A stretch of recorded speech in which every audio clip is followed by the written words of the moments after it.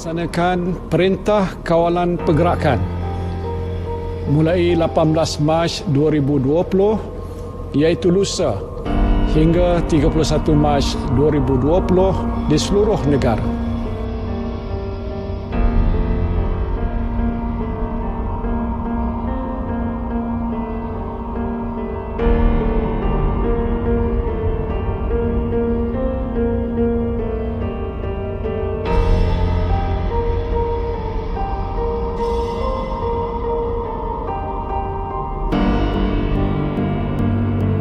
Sukacita dimaklumkan bahawa tiada kes penularan di dalam negara yang dilaporkan pada hari ini, iaitu kes sifar penularan tempatan.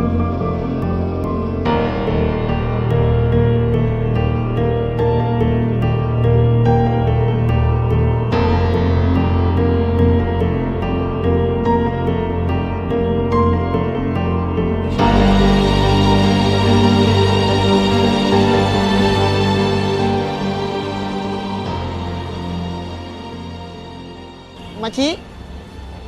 Makcik? Ya? Makcik nak pergi mana ni?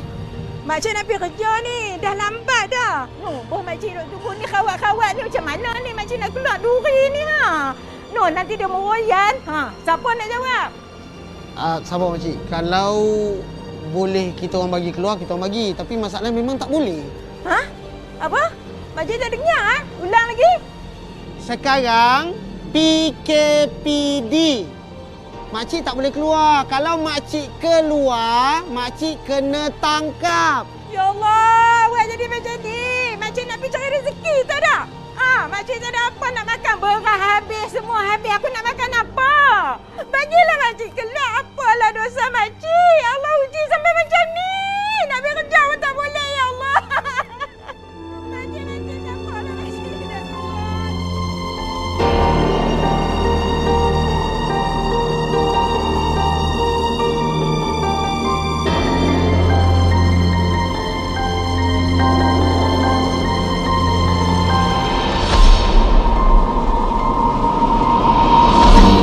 Dalam pada itu, Persatuan Bulan Sabit Merah Malaysia (PBSMM) turut melancarkan program klinik bergerak hari ini bagi memberi suntikan vaksin COVID-19 kepada individu yang terlantar di rumah dan warga OKU yang tiada kemampuan fizikal untuk ke Pusat Pemberian Vaksin PPV.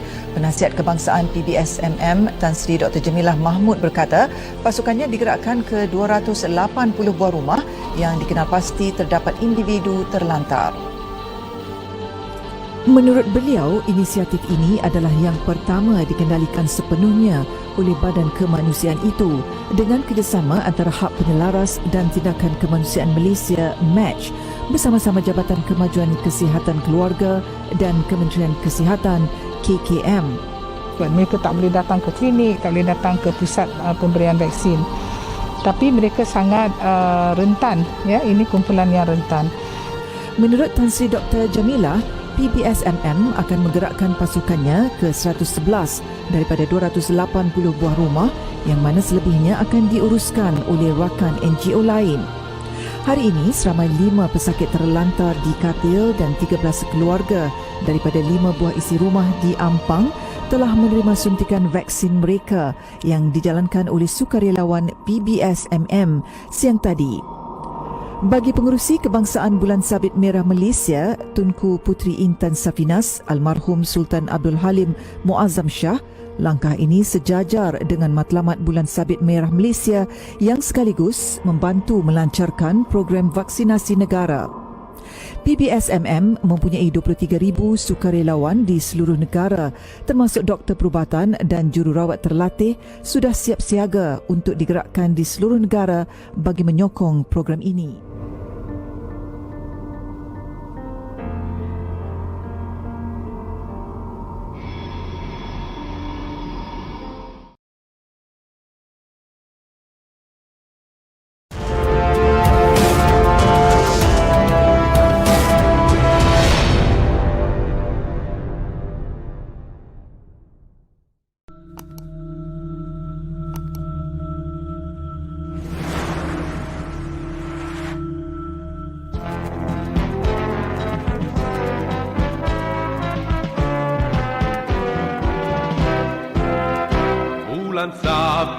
merah di Malaysia, giat berjasa untuk negara, tidak kira kaum dan agama, waktu aman atau bahaya. Di mana jua adanya sengsara, di sana ada kita. Di darat dan laut kita bersedia, walaupun diancam bahaya. Bulan sabit merah gerakkan sedunia, membantu semua yang menderita. Badan sukarela berkhidmat dengan tabah dan bersemangat.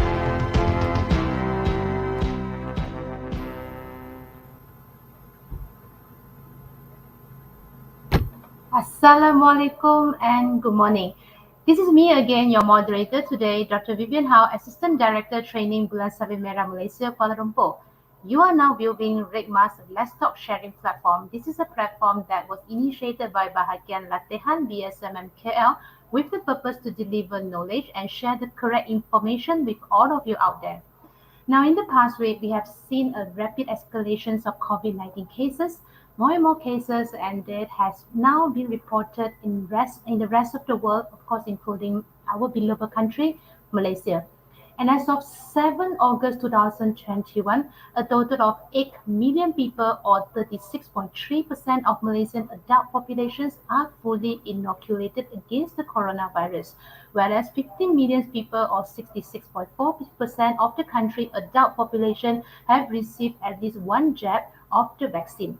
Meaning to say the total number of jabs given has increased nearly 3 times from 8 million on the 1st July, as the daily vaccination rate has been above 400,000 vaccine doses for 2 consecutive weeks. Now, when over a third of the Malaysians have been vaccinated against COVID-19, but in fact, we still have a long way to go. We have been reading from the social media where there are people who are still waiting for an appointment in My Sejahtera. Some claim that they have a difficulty to get to the vaccine distribution center, or PPV, or even some claim to prefer to use the ivermectin to treat or prevent the COVID-19 instead of waiting for the vaccination jab. And so, I bet most of you out there are experiencing pandemic fatigue. At least I am. So let's spread some positivity during this pandemic pada Jumaat yang mulia ini, and we are excited to have 2 of our panel joining us today in our RedMas Let's Talk Series 5, which we are going to talk about the path to normalcy, COVID-19 vaccination. Our first speaker, Associate Professor Dr. MALINA Osman. She's the Associate Professor in University Penceramah, Malaysia, a public health medicine specialist, specialized in epidemiology and biostatistics by training. She is the former medical officer and assistant director in the Ministry of Health Malaysia, and has been actively involved in research in the tropical health and epidemiology. She has been actively advocate about health, who is involved in the health promotion activity through different media, and you won't be surprised that you have been seeing her in different social media this day. And she is also one of the active health volunteers in providing healthcare needs to the refugees Malaysia through various NGOs. Another speaker is Madam SUHANA SIDIK. She has 15 years of experience in the oil and gas industry before her current position as the head of portfolio for new energy, primarily focused on solar and also the wind energy. She is our National Executive Board member for Malaysia Red Crescent and was part of the team that helped out the Malaysian Humanitarian Coordination and Action Hub, MATCH. She is also part of the Malaysian Red Crescent COVID Response Task Force that saw over 20 million aid distributed since 2020. And of course, she is the leader of mobile vaccination program for the marginal group, which include the bedridden and also the physical disabled group. And she coordinating a national plan to vaccine the undocumented and stateless. Let's welcome both of our honorable panelists, Dr. MALINA and also Madam SUHANA. Good morning. Thank you, Dr. Zain. Thank you. We have a question now. Prof, looking at the statistic that we showed just now, with the current momentum, when and how soon Malaysia would achieve the herd immunity? Okay, We have just started for the walk-in program in Selangor, where we have observed that a lot of people, particularly in Selangor, been given vaccination, but then the rest of the states in Malaysia still left behind. I'm sorry to say that, but then apparently somehow in other states quite slow. To talk about the herd immunity, we have to understand that the coverage of vaccination, particularly from the professional point of view, we are no longer talk about the herd immunity in particular, because we observe that during this intense transmission, many of those who are fully vaccinated also being infected. So that somehow they query whether the amount or the proportion that being said can protect the whole population may not work. So what we are going to do actually to achieve the most coverage in the population, where it has been stated about 80%. But perhaps when you observe data from the Ministry of Health, you observe where there is an adult coverage as well as total population coverage. So what will be the difference? For the adult coverage, the denominator on the adult, but then for the total population include the adolescent as well as all those children. So that's why when you look at the figures, total population, the coverage much lower compared to adult population. And in Selangor, if you see the figure as of yesterday, but then before that, allow me to share my slide.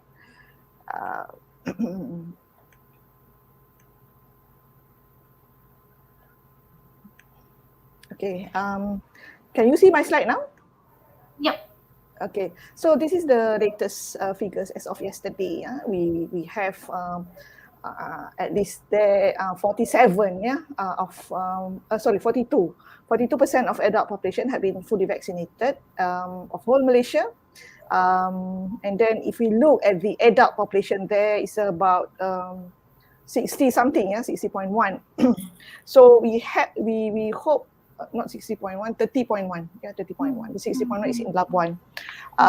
So what we are actually targeting is for the total population, the 80%. But for the adult population is the intention, at least we know that where we are standing when we look at the whole data of the country. But here I would like to share with you, this is a very useful website, you all can browse later, produced by our local Penceramah, if I'm not mistaken, where based on the average of vaccination there, in the lower left corner there, that would be the average of the number of vaccinated person. He calculated that by 18 September, we would have at least 80% of the adult population in Malaysia to be vaccinated. But then if we look for the whole population, we need much longer time. But if you ask me, I think we have to look for both data in a different perspective. I myself, I feel that if we have at least 40 to 60% of whole total population being vaccinated, we should be in the safe side. But it has to be customized according to state, where for your information, I'm a bit worried because even though we look at some of the states have achieved certain proportion of the vaccination among adult population, more than 50%. But some of the states like Johor, Kedah, Kelantan, Pahang, Sabah, in a worrying condition because their case escalating to 4 digits from, I think for the past 1 week, we observed that. So we hope that can be overcome soon, and we hope that our cases will go down. Right. And then that could be another question. So what is actually the main roadblock for community or for us to reach the community for them to get vaccinated? Or what is actually the vaccination barrier that could actually kind of like hinder or jeopardize the pandemic coming to an end? Especially for a few states that Prof and Dr. have mentioned just now. It is a very difficult question to answer. For your information, since February when vaccine already arrived in our country, I am hoping that the vaccine can reach as soon as possible all of us in Malaysia, but it hasn't it hasn't been, come into reality. And then I was so frustrated, during the first 3 months of all those program being started. And then it, slowly increasing, the activity, where I think starting from May, it become faster. But for information, for the first 2 or 3 months, I was informed that there is some of those supply issues, of the vaccine. That's why it is quite slow, and then they are arranging some of those approaches that would be that being assumed to be much more appropriate, to vaccinate whole population in the country. But the issue is that we quite we do not know why majority of our GP, those who are in the private practice, has not been involved fully. We do not know why, but they perhaps they have some answer regarding that. But I hope that as the vaccine program progress, the GPs in all other states to be involved, to make sure that all those individuals, together with NGOs, because at that areas, I think they have no accommodation like in Selangor or Kuala Lumpur, main PPV, mega PPV like that. So that we, number one, supply issues. Number two, if you ask me about the acceptance of the public, from the beginning, I think when they asked me in December, I think that would be not an issue, because I found that many people who talk about all those anti-vaccine campaign in the media, in the social media, very few of them, very few. And then when we look in details, almost similar person, but they have a very loud, vocal, too vocal to talk about all those anti-vaccination. But majority of us looking forward. If you look at a website for the page for Facebook, in Ministry of Health, JKTAV, and many others. Many people are looking forward to get vaccinated. Some of them have been registered, from February, when it started, but still haven't yet get their turn to get vaccine.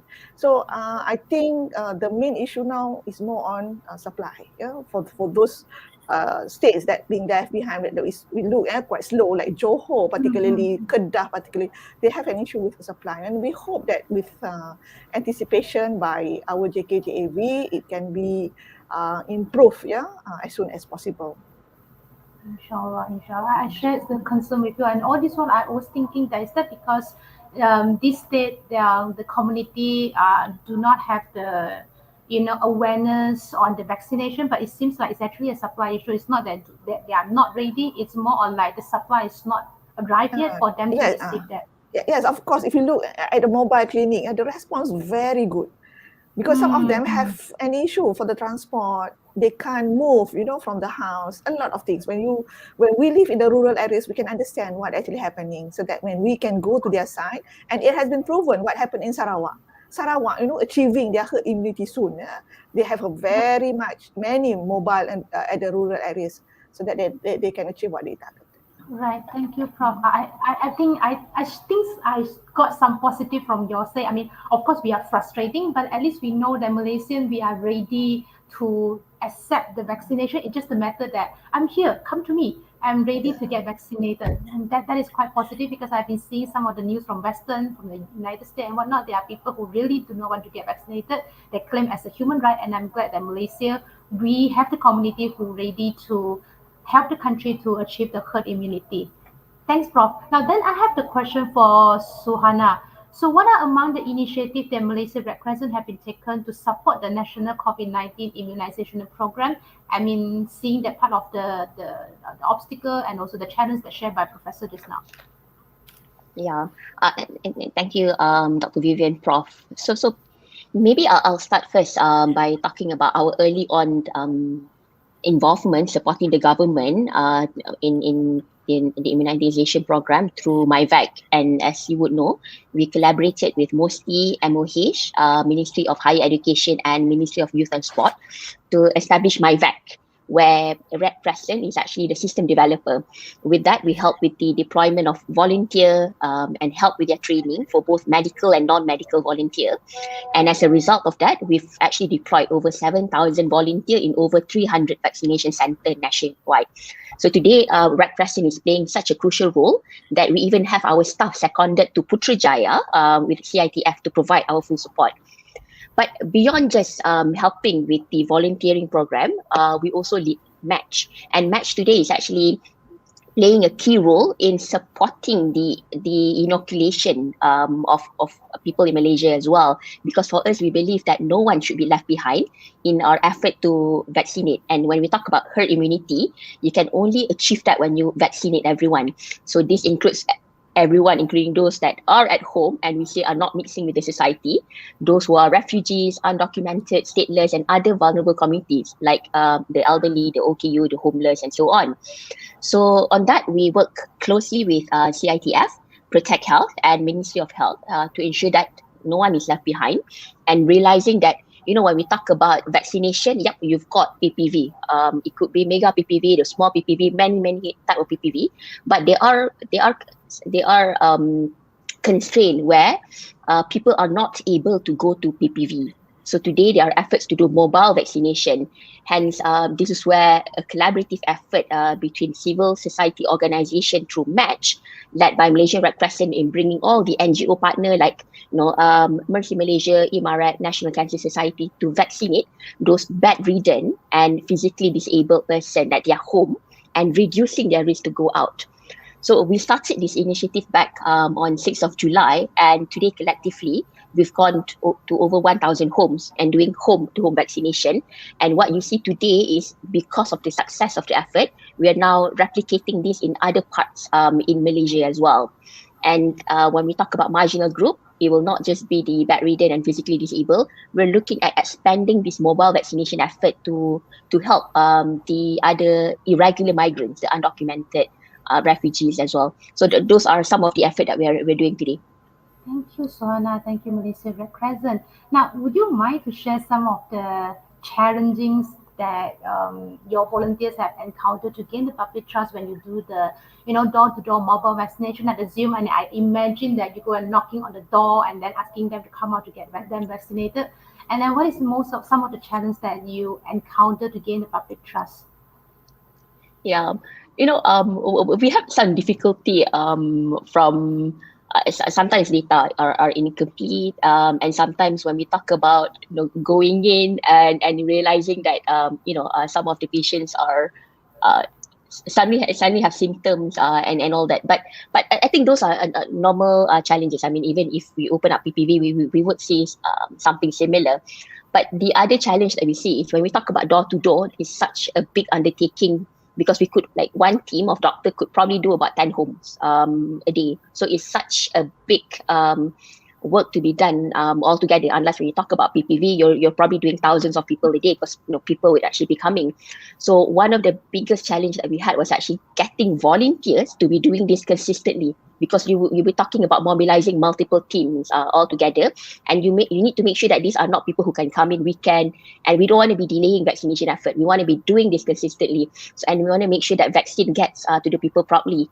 So the first week for us was a challenge, trying to get more people to sign up, the medical and non-medical volunteer to help with the program. But as we do more and people learn more about the program, we started getting people calling in to be part of the team.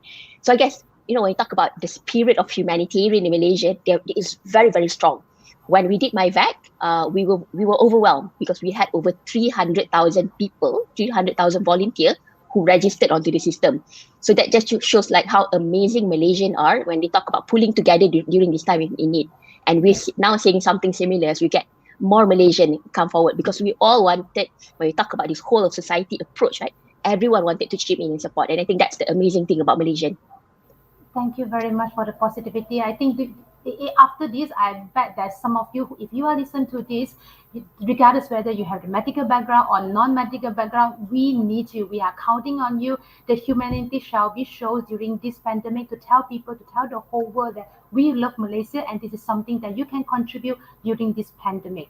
It's little things that you can do to show that. Now, but still they are worrying me. You know, there's a highly transmittable Delta virus. People are not talking about Delta, and it's driving an uptick in the COVID-19 cases in Malaysia, primarily among those unvaccinated cases. And for the past 1 week, we have listened to some of the famous celebrities and whatnot who passed away and couldn't be survived on this Delta virus.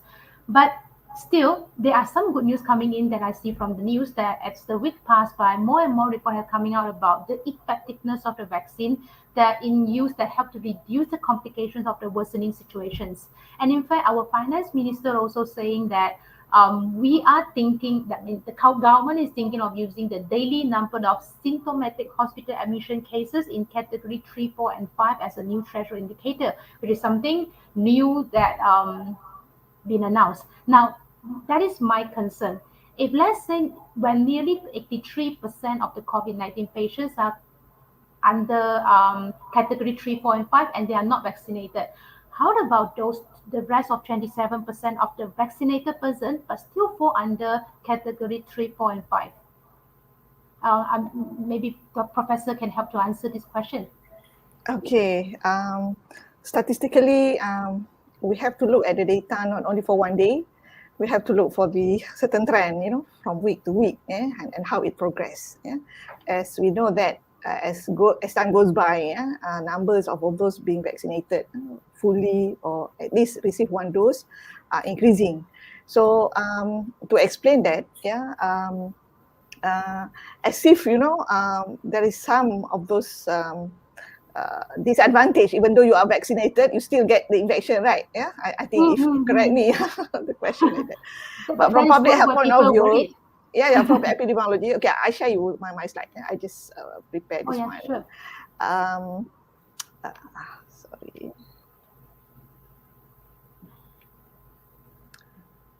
Okay. I think this is the data as of yesterday. The number, I think yesterday, one of the highest, our cases, 21,000 something. So it has been categorized according to Cat 1, Cat 2, until Cat 5 there. And then it put there, for the Cat 3, 4, 5. For whole patients, we have 440. But then when we divide it into vaccinated and non-vaccinated, we have only 40 of them. 40 of them that have received vaccine. I'm not sure whether these 40, the one that fully vaccinated or at least received 1 vaccine, being put in this group. So if you read the data, this is my advice. We have to look at the, not only for the proportion, the percentage, but also for the actual number. And then if I were to interpret this data, of all 21,668 yesterday, only 40 patients being categorized as 3, 4, 5 among those who have been vaccinated. So back to your question, if we look 40 over 21,000 of all individuals, but perhaps I have to reduce deduct already for the one vaccinated in 1 and 2 as well. But if you look at the proportions, overwhelming. The benefit of vaccines, of all being vaccinated, only 40 came into the category 3, 4, 5, of which we have observed the real example where vaccine able to protect majority of those from getting all those severe infection compared to those unvaccinated. This is how they calculate the effectiveness. Non-vaccinated with severe complication and vaccinated with severe complication. So if you deduct 440 over 440, then you will have more than 90% of those effectiveness. So when we talk about vaccine, we look at the whole perspective of the data, and in the public health application. So we are not counting individually. So based on that situation, what we have is that we have the conclusion that the benefits of the vaccine outweigh of its risk. So that there are many, overwhelmingly, the benefits of vaccines compared to its risk. All right. I hope that it would explain your question just now. Yeah, I think that is quite positive that pouring in, because I see one of the questions that shared by one of our, so happened, it actually kind of like share my concern. So this is the question that asked that, so doctor, people have been saying that we are going to live with the vaccine. I mean, I think he want to say that live with the virus, which is the new normal. And then, are we not going to eradicate the virus like what we did for the smallpox or polio through the vaccination? I think the question is live with the virus, not live with the vaccine. Something like, that is what people keep saying. I think with the current trend now, with the appearance of the new variant, the Delta, Lambda, and we do not know what will be the coming possible variants, we have to prepare. We are going to live with this virus, I think, for a longer time. But at the same time, we have to take all those precautions as what been advised. So from my perspective, from public health point of view, the infectious disease, whenever vaccine available, we have to take vaccine as soon as possible. Because the virus keep mutating and it produces the new variant, and sometimes, at certain point, the available virus may not be may no longer, effective. We very much afraid of that kind of situation. So we hope that with this kind of collaboration, what PBSM have been doing together with other NGOs and all the stakeholders, we can expedite this vaccination so that we can overcome this issue. Perhaps, the situation of this coronavirus infection may be similar like what we are facing for the influenza. As you know that influenza, we are getting the vaccine yearly because of the new strain, keep changing from year to year so that they have the new type of vaccine from time to time. Right. So that is like quite possible we are likely to live together with the virus and with the vaccine for quite some time. I mean, I think that is also answer why people are concerned, because some of the people like macam saya tak nak makan ubat sebab kalau saya start makan ubat saya kena terus makan ubat. So these are the things that people are saying, that if I get vaccinated then I have to keep myself vaccinated for if there is another variant coming in and whatnot. So that is what make people worry, I think. There's a lot of things people will consider. Now, then, as the pattern of the daily Delta virus views, then we are start concerning about that Malaysia, we do not only have the Malaysian, we have a lot of like refugees and also foreigner who are actually helping as part of the tenaga to help to build and develop our country. And I think some of us have been seeing that 2 days ago, there is a video showing that in KL, people like queuing up, the foreigner go out and queuing up, trying to get themselves vaccinated. For me, I didn't blame the foreigner because it is good. They have the awareness, they know that they need to get themselves vaccinated. I mean, think of the positive side. So, but then some of the refugees, for example, like undocumented refugees that might be feared to be arrested. So what are among the initiatives that Malaysia Red Crescent would do to support these undocumented refugees and they're helping Malaysia to push the vaccination program? Yeah. So when we talk about the vaccination of the refugees, asylum seekers, the undocumented, and the stateless, I think that there's two aspects to it. Firstly, from the perspective that there has been very social stigma about vaccinating the undocumented. People are asking, why is he getting the dose first when I have not? Why are we giving them free vaccine and all that? So, but I think it's worthwhile to take a step back, and that it's important to know that when we talk about herd immunity, especially, we will not be able to actually achieve this if we cannot get everyone vaccinated, right? Regardless of their social status or even their nationality. So undocumented or irregular migrants, they are still part of the society, and they do they do mingle with us in the society. And if we do not vaccinate everyone and protect everyone, you and I are not safe. So for us in Red Crescent, addressing the social stigma has been quite important. While we're working on the vaccine equity. And to do this, we've been working with other civil society in rolling out risk communication material and addressing such social stigma. But the second part to that was that while we're addressing this, on the other hand, like you're absolutely right.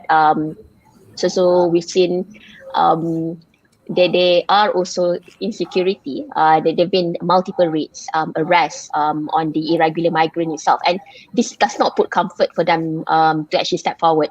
So with that in mind, MRCS, we've been playing a leading role in coordinating the vaccination of the migrants and undocumented. So we're talking to various NGOs that do have their setup, they do have refugee clinic. We're talking to UN agency where and WHO in terms of what do we do to make sure that the vaccination could be coordinated much better and within SOP. So today we are doing our mapping and doing our preparedness, and among the things that we're doing is actually extending our mobile vaccination effort to the group. So rather there'll be multiple effort from maybe opening up our own vaccination center, but also making sure that how do we actually get the vaccine to them rather than doing it in mass. So we could go to factories, we could go to religious places, we could go to specific area where we know that the undocumented actually congregate, right? Do it in small scale, making sure that we could adhere to better SOP. But what this does best is actually it also alleviate the fear of being detained, right? And making sure that we can go out fast, and then they like to do this with civil society because of the trust and the secureness that we provide. Yeah. Right. Thank you very much, Malaysia Red Crescent. It's so lovely to hear that we are going to include everyone. We are not leaving everyone behind on this. Oh, I feel so positive right now. And Prof, I think that is this question coming to you. I think this is what we learned during our biological class earlier. Like, we learned about the survival of fitness by Darwinians decade ago. And what could we do to optimize our immune system apart from taking the vaccine so that we could survive and we are among the fit to survive in this decade?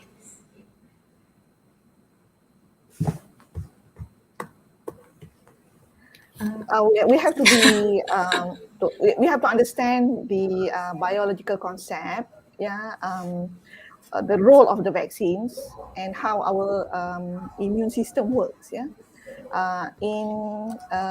ordinary situation, our immune system, that being created by Allah Subhanahu Wa Taala, has two systems. We have humoral system, being composed of mainly antibodies. Then we have the cellular system, cellular mediated immunity. So it works hand in hand in order to protect our body from any foreign enemies, all those microorganisms, so that we can stand as a healthy person. But in certain other situations, we have some of those microorganisms somehow have higher virulence. We cannot just rely on our immune system, where we need some other protective mechanism for us to enhance all those protection.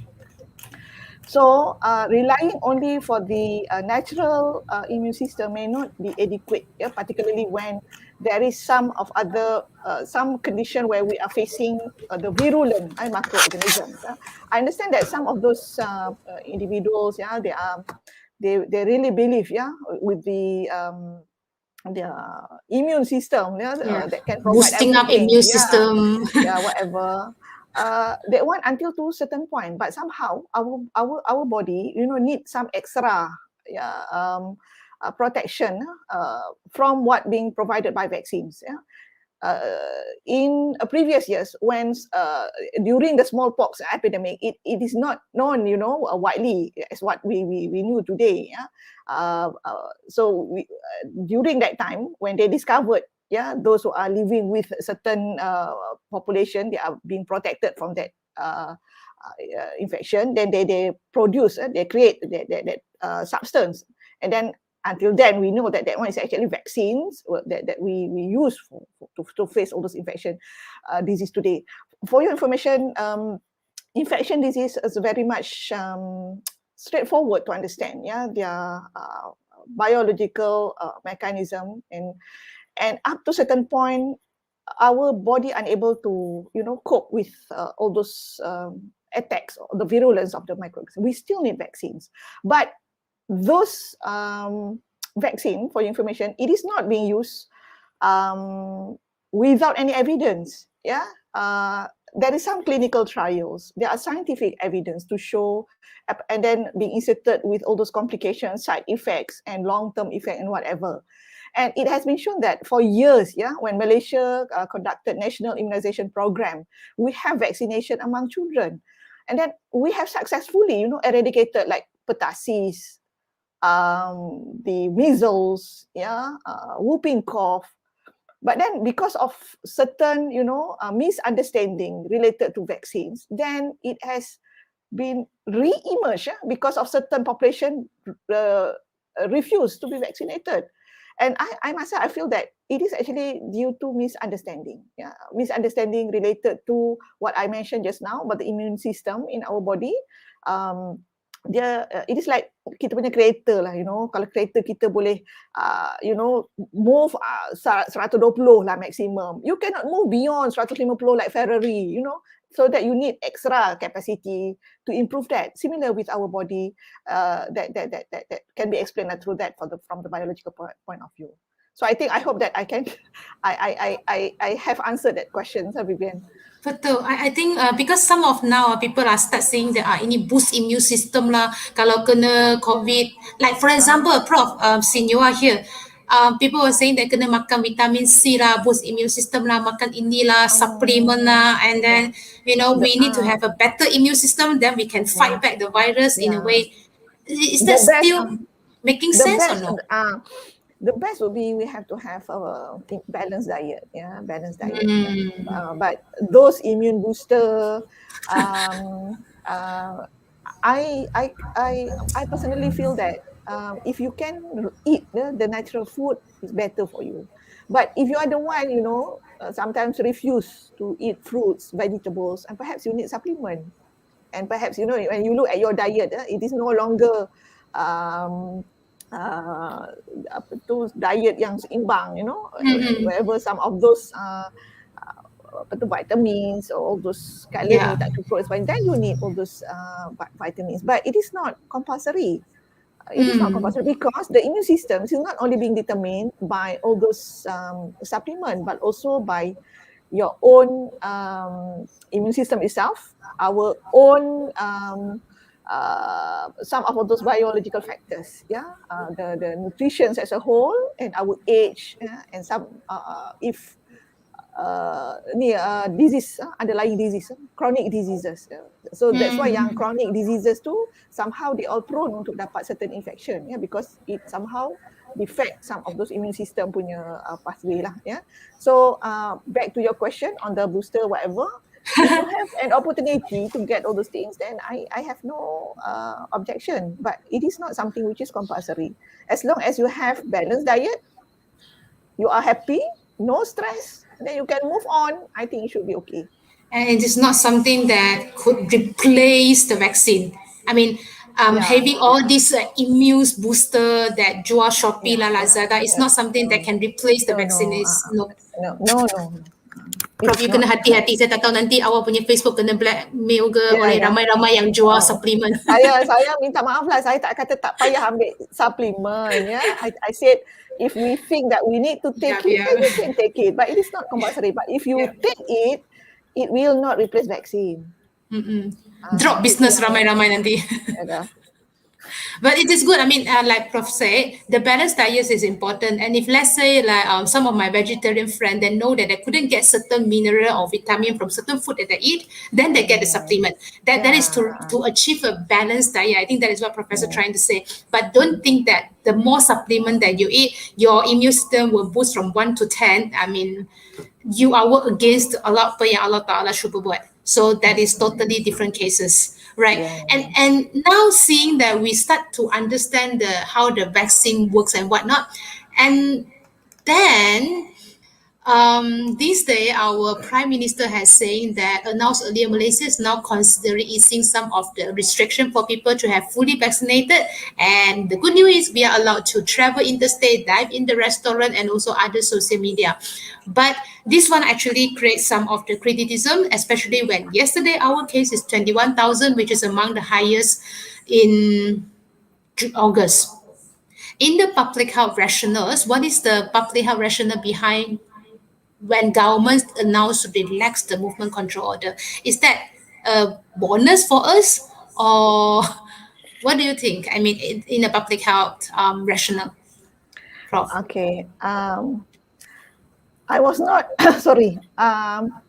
For your information, many of those decisions, being made by all those agencies related to this relaxation, whatever. I'm not sure who have been, provide all those opinions, yeah. But if you look at many of those statements in the media, as well as what being suggested by Ministry of Health, most of us urge if we can delay that relaxation in view of our healthcare systems is in a compromised state. Many of our hospitals are now, overburdened, overwhelming patients. So we hope that can be, being eased first, and then where those healthcare can accommodate for both COVID and non-COVID, then we can think about all those relaxation. But then some of those aspects, like allowing spouses, Makan kat luar, house visit, to meet each other, I think is quite good, because it also cater for the mental and psychological aspects. But then for the rest, like dine in, quarantine, particularly, quarantine for all those travelers, I think we have to wait, until issues with new variants, being settled. I cannot answer regarding the public health rationales about the relaxation, but I think it is more on economic reasons. More on economic reasons. I personally, I have no absolute objection, with the government decision, but I hope that there is, number one, uniformity in terms of the closure or opening of any sectors. It should be uniform. If we have certain rules to open or close, let's say that our parliament institution, so the similar also being applied to economic sectors and all other sectors, that number one. Number two, we should create what we call as safety bubble. Safety bubbles, meaning that if we would like to ensure the safety of all those being allowed to do some of those activities in the field, it should be certain mechanism to ensure their safety. If they allowed to dine in, make sure not only those who are going to dine in fully vaccinated, but also for the food handlers, for all workers in the restaurants should be fully vaccinated. And there must be a system to ensure that procedure to be monitored. Sebab kadang-kadang, with the current presence, sometimes, tak apalah dia bawa anak orang makan sama-sama. Tak apa kawan ni. So, who want to monitor that? So, number one, the safety bubble. Number two, related to the quarantine. Quarantine. How sure you are the safety bubble can be ensured in the community? So if they all keluar rumah, whatever, siapa nak tahu all those things? So the mechanism that is not clear. So we hope that something to be done to make sure that there is no any possible high increase of drastic changes of new cases of clusters in our community. So, but I think, when government come out with this kind of the announcement and the whole, most of the public go against it, is actually a good news. Meaning to say, we aware of the situation and we also do not want to go out unless we desperately need to go out to get something. Then yes. Otherwise, I think most of the Malaysians, we actually are rational now. We wanted to stop this. We wanted to try to flatten the curve again, and then we go against it. And even some of the parents will start saying that I'm not going to send my son to school. I'm not going to do that. That meaning we have our self-awareness, isn't it, Prof? I think regarding school, this is my opinion. I think school is one of the most affected sectors throughout this pandemic. And I think because I'm in the teaching institution, I'm looking forward, to get all my students to be with me again. And I think all the students also looking forward to meet their teachers, and that this is actually part of their normal development during their age. I think if they are already vaccinated, fully vaccinated, the teachers, the schools, workers, and then their families also being vaccinated, the adults in the families, I think the risk is quite low, meaning that even though the transmission is there, because we know that the clinical features for the adolescent and the children very much mild. Even some of them remain asymptomatic. So it has to be customized according to their risk. But then I know that for whole Malaysia it's quite very difficult to be done as such, to customize according to their risk. But we have to educate our public, and then I think it should be some flexibility there, where if the school already been vaccinated, the teachers. They should, inform the parents. If you get vaccinated, then your children can come to school, and then with what I said just now, the safety bubble to be ensured, to make sure that all the students who come for the activities, being protected. Right. So they are quite positive that the school could be open. I mean, we take it positive. The school can be open, the university can be open, the LATIHAN Institute can be open, just to making sure that the teachers and also the parents are getting vaccinated, so we know that we are not expose our children as one of the susceptible community to the risk. Yeah.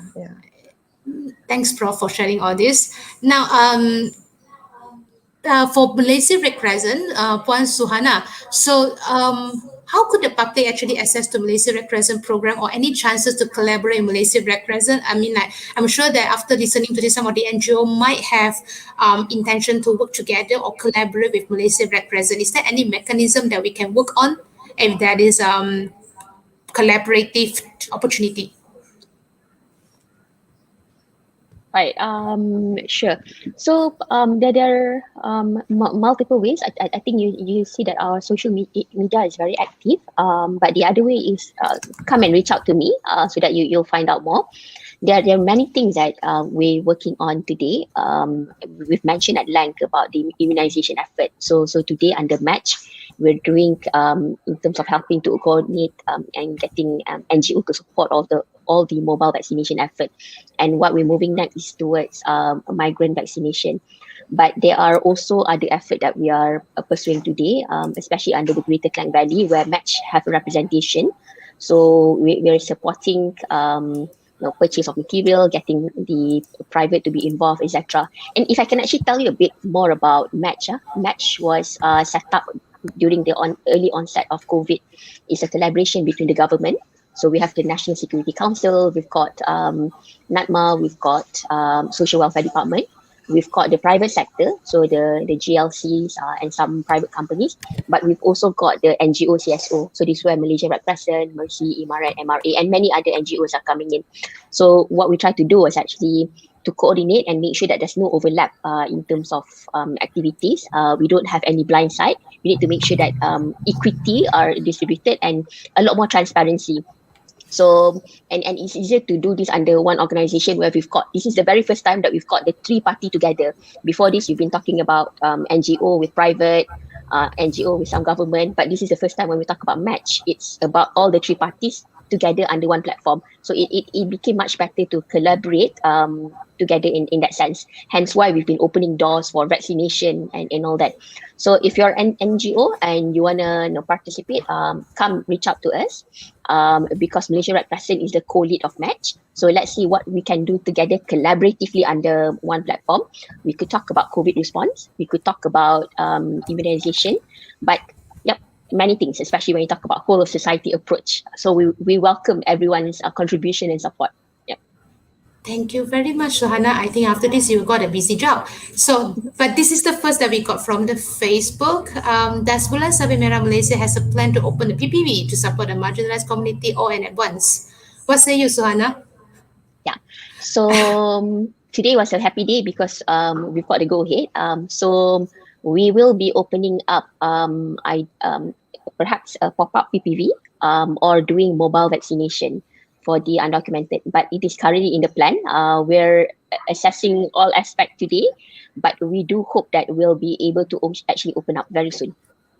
Yeah, Alhamdulillah. Very good news. Another question. So this is the question that asks, kawan saya ada saudara manja yang belum sempat daftar di bawah Jabatan Kebajikan Masyarakat tapi lumpur dan duduk di rumah sejak kemalangan 4 bulan lepas. Macam mana saya boleh register dengan pihak Bulan Sabit datang rumah bagi rumah untuk vaksin? Okay. So we do have so we've as I mentioned, we've done about 1,000 homes now. Yeah. Mostly dekat Klang Valley lah, Selangor and KL. But we could definitely support because we're also ramping up to other state. I'm not sure where your location is, so maybe you could drop us a message on our social media, and we will try to help. It will be either us or it will be any other NGO that's working with us. But now it's only among the Klang Valley regions area only lah. Next week we are starting in Penang, and then we're slowly going out to all of the other states. Yep. Alhamdulillah, lovely. Let me see what else the question that we have. I think this is the question for Prof. Very long, Prof. I hope that we will read this out together. Prof, apa kata Prof baca? What I have read after. After each process, I'll drill down.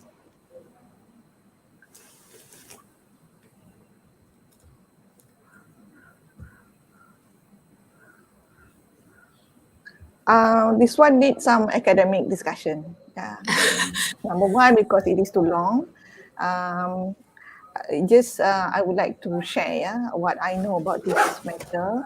For your information, our immune system, it works somehow, in a very unique way. It is not automated, like when you want to make some machine, whatever, it will be automatically produce what we wish. Yeah.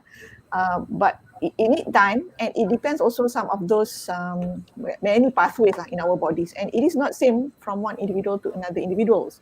But usually from the clinical trial, they just look at the outcome, of all those antibody production, and how do they, response, or the outcome when they get exposed to certain infection or certain risk situation. So back to your question. For your information, this is very much related. If one fully vaccinated, they need time, at least 14 days, 2 weeks, because it has to be fully produced, the antibody at certain level, so that the individual can be protected. I'm not sure about all those finding that say that our immune system will be somehow the strength, the protective level will be reduced after being vaccinated.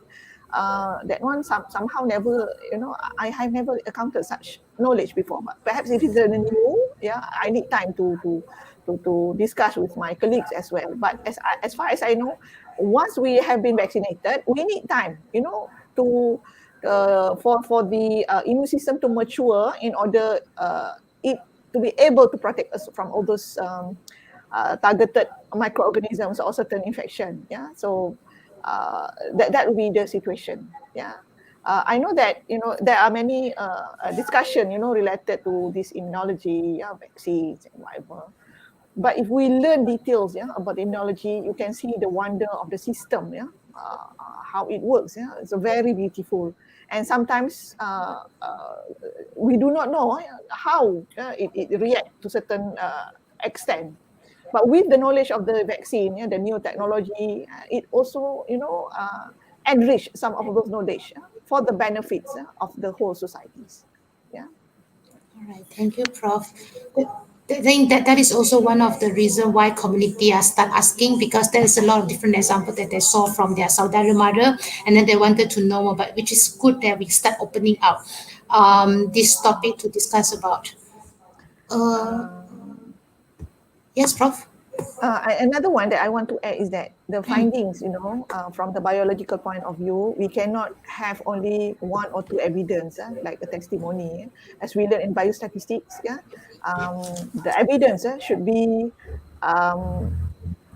can be tested, statistically, and you can make a conclusion. And to do that, you need a sample size. If you have only sorry, I'm not lecturing again during all those days. But it's just that for us to conclude something, we need adequate sample size. We cannot just assume from one or One or two occasions, study. and then we just conclude, Right. my relative do this, or they have that one. Oh, this one, Right. not. We cannot accept such evidence. Right. And Yeah. that is also what I keep telling people. You know, sometimes my mother will also ask me this question. Then I said, Mom, you have to differentiate clinical trial and epidemiological study. You know, I have to tell my mother even that, you know, when it comes to clinical trials and case studies like 1 or 2 patients, then you come up with a case study. And then clinical trial, epidemiological study, these are all the 3 different things. You can't depend on 1 or 2 cases that share from social media and make a conclusion. And then if you notice, from statistical point of view, we never blame all those products that just came up with their marketing with only testimonies. We never make such blatant comment, whatever.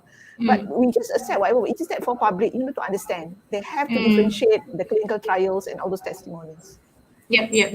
Agree. Thank you, Prof. Thank you very much. I saw there's still question from. Let me share this. So is there a price charge for receiving a home-to-home vaccination? I think this is for SUHANA. Okay, so we do this as part of a humanitarian effort, right? So if you're bedridden or you're physically disabled, so you are not able to actually go to a vaccination center. So it's done by a CSO NGO, so there's zero charge for it.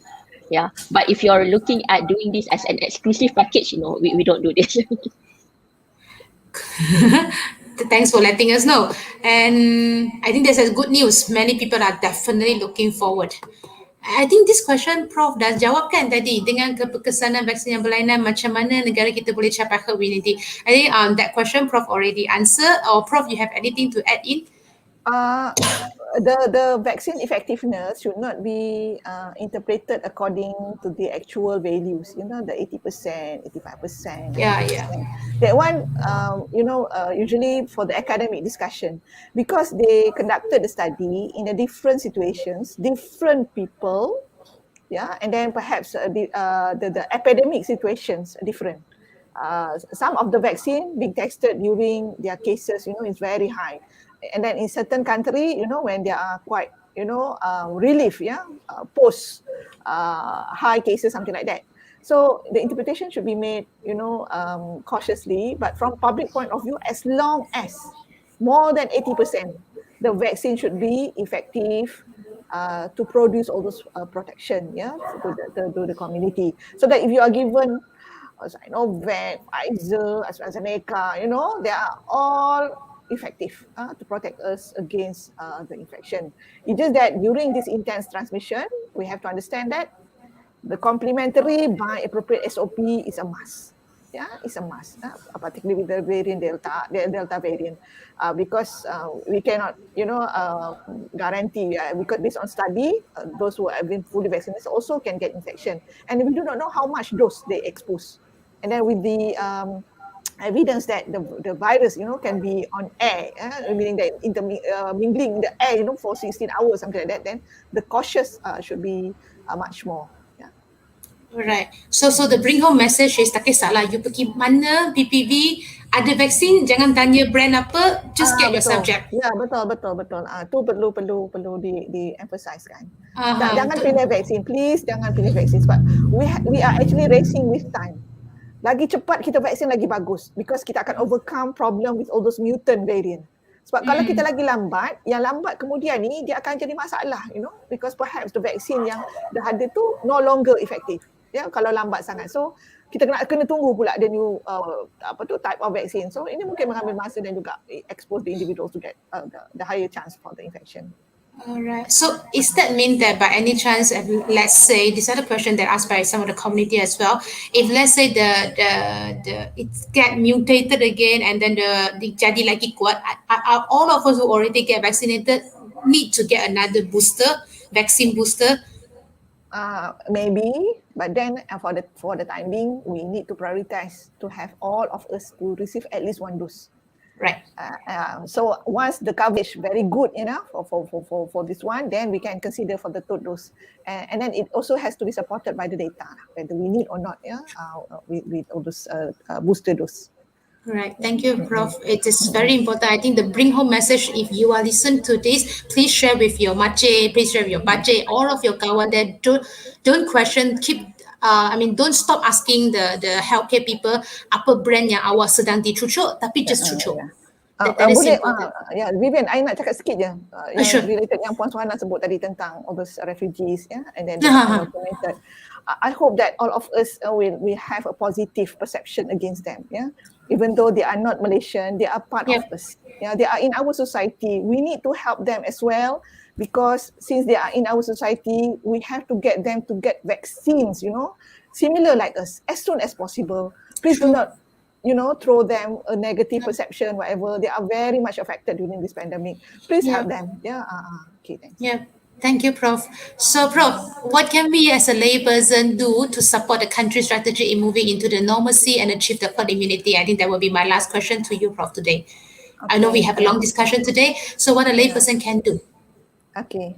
Number one, we have to understand, our healthcare system is in a very much compromised state, and then we have to help, our healthcare to be reverted to the normal situation where all of those diseases can be treated as usual. Number one, how we can do that? To reduce the number of being diagnosed. How we can reduce that numbers? We have to reduce the transmission. How we can reduce that transmission? We have to follow all those SOPs and get the vaccines. The adherence to the SOP is very, very important, particularly when we are facing the Delta variant, as well as the one that we are quite worrying, the Lambda variant. So the SOP adherence is very important. So this is a very simple, even though I know that based on our socio-behavioral characteristics, we feel so tired, we like to go back to our pre-pandemic situation, but we have no choice. We have no choice. With the increased numbers now, that will be the one that we can contribute to the country. Thank you. Inshallah, I hope every one of us if you are listen to this, please, these are the least thing that you can do. Think about the country, think about the families, think about your friends. These are the least thing that you can do as a layperson to support the country plan. And Puan Suhana, what can we as a volunteer from Malaysia Red Crescent and national headquarters or the state office in moving into the new normalcy and achieve the herd immunity? Yeah. So as mentioned earlier, and throughout the session, we said we always are in need of volunteer in all our programs. So do follow social media, because we strongly believe in this whole society approach. Everyone should pull in their weight. And it is aligned with our effort. Like, let's not leave anyone behind. So if you have time to spare, please volunteer, because we do this in the spirit of kita jaga kita. And if I may, just some advertisement where things that we're going to be doing. So we will soon open up call for volunteer to support a new initiative besides vaccination. So Malaysian Red Crescent is establishing a home monitoring call center to assist COVID patients. So ensuring that proper monitoring and support are given during their quarantine period. So each patient would have oximeter, and our volunteer will start providing call support daily to ensure that we can do early intervention and care under a supervision of the medical professional before their condition starts to deteriorate. So we're looking at activating this part fast, looking at about 100 volunteers to come in to help many more thousand COVID patients, because we want to be able as much to reduce the number of deaths and to reduce the number of people that starts going to category 3, 4 and then all that, right? But besides that, we know that mental health is also one of the big things that Malaysian Red Crescent is actually driving, and there is a real need to actually look into providing mental care support. So if you are interested, please come and reach out as well. And it's interesting because if you come in as a volunteer, you're not just coming in without any guidance, because you're going to be trained in psychological first aid. You're going to get all the experience and all that. So having that training and knowledge would be enriching for your experience as well. So come. So you might be an individual, NGO, just any public out there. So come and support. Let's do this together. Thank you, Suhana. Thanks for the positivity. We love it. And thanks also, I think that is all for today's session. I love today's session because it kind of like, I myself had experiencing certain pandemic fatigue or you call pandemic burnout. I mean, working from home, having a new kid at home. My new kid haven't went out, don't know what is taman, don't know what is park, don't know what is shopping complex, never dive in the restaurant yet. I mean, he don't know anything about outside world. All he know is the four wall in my house. So I have the burnout feeling, but I'm sure that all of the audience in front of me, you do share that. But you know what? Even though the pandemic fatigue is real, the pandemic burnout is real, but the risk of infecting COVID-19 is also real.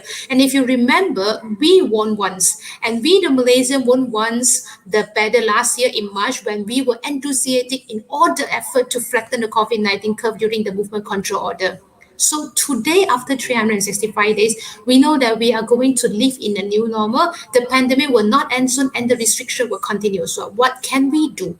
Be the advocate in your group to remind each other to strictly follow the SOP and get themselves vaccinated by all means. Remember, we are counting on you. The whole country is counting on you, and we are not leaving anyone behind.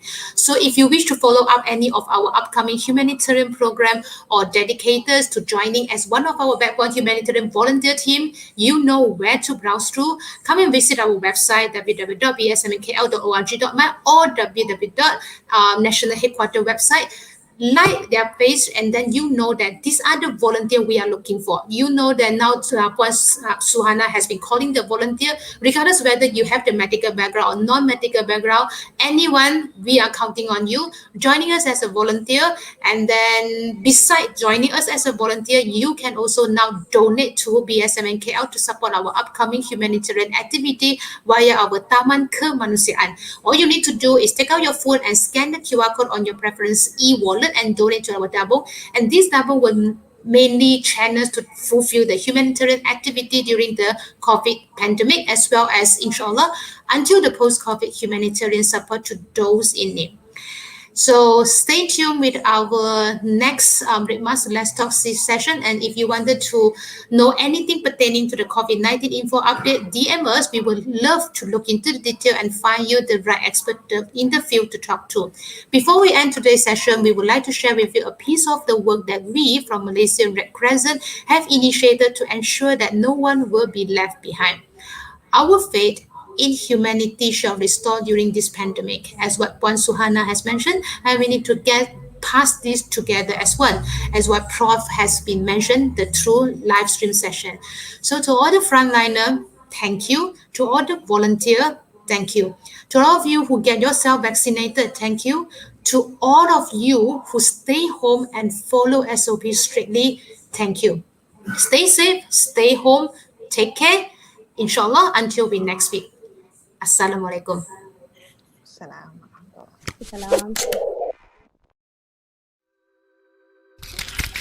We've launched our community vaccination program on the 6th of July with the aim to actually make sure that no one is left behind during this vaccination program. So the focus are to actually go home to home, community to community, where people that are bedridden, the elderly, people with physically disabled personnel, also people who are in rural or marginal communities, including the refugee, the undocumented and the stateless, are able to actually get their vaccination. So we're rolling out nationwide. We've started in Klang Valley the past 3 weeks, and we're slowly going into rolling out to other states in Malaysia as well. We have about 3 teams that are going down from home to home every day, doing about 30-ish houses every day, vaccinating about 50, 60 people all together. But when we actually go in, we actually vaccinate the whole family all together. So we want to be able to actually finish off the 2,300 bedridden in Selangor. But that's only the first phase of a larger aspiration that we want to do, because we also want to make sure that the other marginal community, for example, the refugees and the undocumented, are also getting their vaccination as well. Because as we go through and talk about lindungi diri and lindungi semua, we want to make sure that no one is left behind, right? In this effort. So in that, we're probably talking about millions of people. But we're not doing this alone. We're doing this with support of all the other NGO as well, and in making sure that when we talk about the whole of society approach, everyone actually pull in their weight. We do not discriminate the status of the person. If you are bedridden or if you're physically disabled, regardless whether you're from B40, M40 or T20, it doesn't matter, right? Because if you cannot go to PPV, you cannot go to PPV. So we come in regardless of your social status. And I think that's important. Because when we talk about today, it's not just the B40 that's impacted, everyone in the society is impacted. Because when we talk about herd immunity, you can only reach that when everyone gets vaccinated. So what we're doing today is we're supporting this effort by providing a community vaccination program as well. So we'll go and vaccinate them in community or area that we know of. But we're also looking into setting up a vaccination center to reach the refugees and undocumented. Today, when you talk about refugee, we know that's about 170,000 altogether throughout the country. So we are in touch with all the other movement, the UN movement especially, in terms of identifying the group and getting them vaccinated. I guess the beauty about what we do today is that we found out that there's a lot more people today that requires such assistance where we need to go to them rather than they go to the vaccination center, right? Which will probably be a bit more troublesome for them. So when we did this, there were a lot more awareness. People are more cooperative. People are giving consent with the more understanding about the importance of vaccination. It has been quite the program are actually running quite well today. No one should be left behind, regardless of social status, regardless of their condition and all that. But it is our bigger hope when we talk about vaccination. In order to reach herd immunity, we should not actually forget about anyone. We're going to be interacting in a society. So I think it is our hope that when we look at vaccination, let's put the stigma around non-Malaysian or migrants out, and let's just make sure for the sake of achieving herd immunity that we do not leave anyone behind.